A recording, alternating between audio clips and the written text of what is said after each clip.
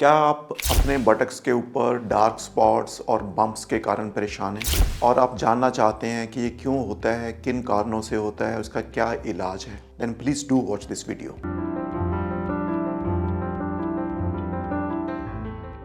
Hello dear friends, I am doctor BK Garg, plastic and cosmetic surgeon practicing in New Delhi and Gurugram since last 15 years.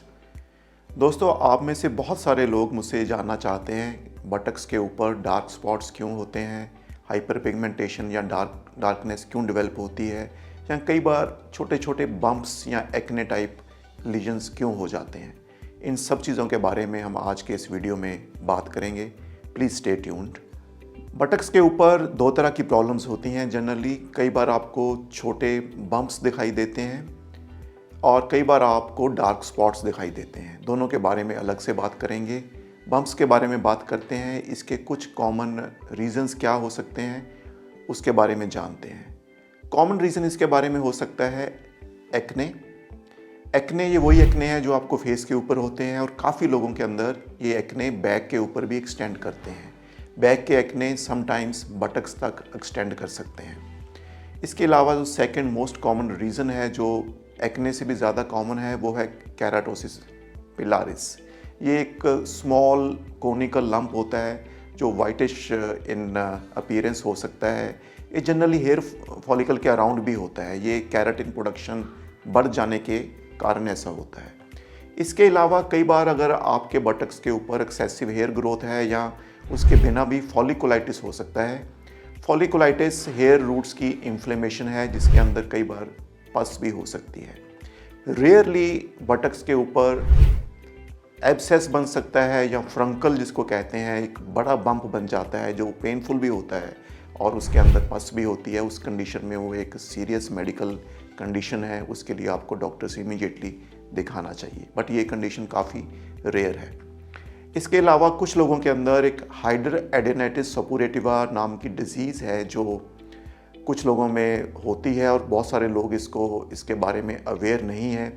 ये groin, axilla, armpits के area में और sometimes buttocks के अंदर भी extend करती है। जनरली जो लोगों को मेटाबॉलिक डिसऑर्डर है, ओवरवेट है या इंसुलिन रेजिस्टेंस है, उनके अंदर ज़्यादा होती है। इसके अंदर मल्टीपल लम्प्स बन जाते हैं जिसके अंदर पस भी हो सकती है। ये कॉमन रीज़न है बम्प्स होने के। अब हम बात करते हैं डार्क स्पॉट्स या पिगमेंटेशन या डार्कनेस ऑन बटक एरिया के ऊपर, उसके क्या कारण हो सकते हैं। Most common reason hyper pigmentation या darkness in buttock area is friction और फ्रीक्वेंट ट्रॉमा। बटक्स के अंदर क्योंकि आप कॉन्टीन्यूसली बैठते हैं या एक ऐसा एरिया है जिसके ऊपर फ्रिक्शन बहुत एक्सपीरियंस होती है, कॉन्टीन्यूस फ्रिक्शन के कारण एरियाज़ के अंदर डार्कनेस डेवलप हो जाती है। इसको हम पोस्ट ट्रॉमेटिक या पोस्ट इन्फ्लेमेटरी हाइपर पिगमेंटेशन भी कहते हैं। कई बार अगर आपको पास्ट में कभी एक्ने हुए थे तो उस एरियाज़ के अंदर डार्क स्पॉट्स रह जाते हैं जो बहुत सालों तक बने रहते हैं। तीसरा रीज़न हो सकता है कि कई बार जो आपके वॉशिंग एजेंट्स हैं, सोप्स हैं, या आप जो अंडर गारमेंट्स पहनते हैं, जो आप कपड़े पहन रहे हैं, उसके कारण कोई इरिटेशन, एलर्जी या टाइट होने के कारण, कॉन्टीन्यूस रबिंग के कारण एक डार्कनेस डेवलप हो जाती है। अगर आप देखें तो ऐसी डार्कनेस कई बार एल्बोज़ के पीछे भी होती है जो फ्रीक्वेंट इरिटेशन और फ्रिक्शन के कारण डेवलप होती है। तो ये मेन रीजंस हैं जिसके कारण आपको बम्प्स और डार्कनेस दिखाई देती है बटक एरिया में। अब हम बात करेंगे कि इसके लिए हम क्या इलाज कर सकते हैं या क्या प्रिकॉशंस ले सकते हैं। अगर आपके बटक एरिया में फ्रीक्वेंट बम्प्स हैं जो एक्ने या केराटोसिस पिलारिस हो सकता है, ऐसे सिनेरियो में आप सैलिसिलिक एसिड वॉश यूज़ कर सकते हैं। ये स्प्रेज की फॉर्म में और फॉर्म में फ्रीक्वेंटली अवेलेबल हैं।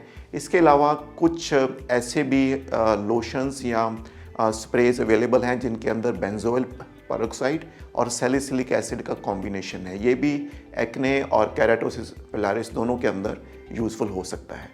इसके अलावा अगर ये चीज़ों के रूटीन यूज़ से ये केराटोसिस पिलारिस या ये स्मॉल एक्नेस सेटल नहीं हो रहे हैं तो आप ग्लाइकोलिक एसिड सॉल्यूशंस को भी यूज़ कर सकते हैं।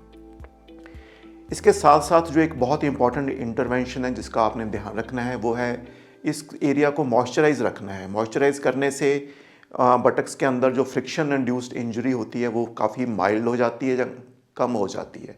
लैक्टिक एसिड बेस्ड लोशंस भी अवेलेबल हैं जो केराटोसिस पिलारिस के अंदर पर्टिकुलरली हेल्प करते हैं।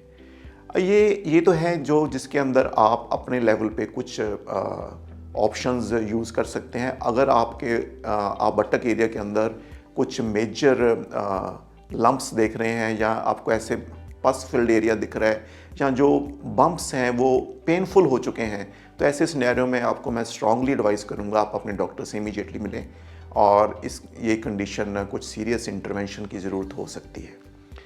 इसके अलावा कुछ और स्पेशलाइज्ड ट्रीटमेंट्स हैं जिन कंडीशंस के अंदर आपको स्ट्रिक्टली अपने डॉक्टर की एडवाइस ही फॉलो करनी है, जैसे हाइड्रोएडनेटिस सपोरेटिवा है या फॉलिकुलाइटिस हो गया है जिसमें आपको एंटीबायोटिक्स की ज़रूरत भी हो सकती है, या फ्रंकलोसिस जिसमें एक सिंगल बड़ा लंप बन गया है या कोई एब्सेस बन गया है जिसके अंदर पस कलेक्शन हो सकती है जो पेनफुल है और काफ़ी बड़ा है।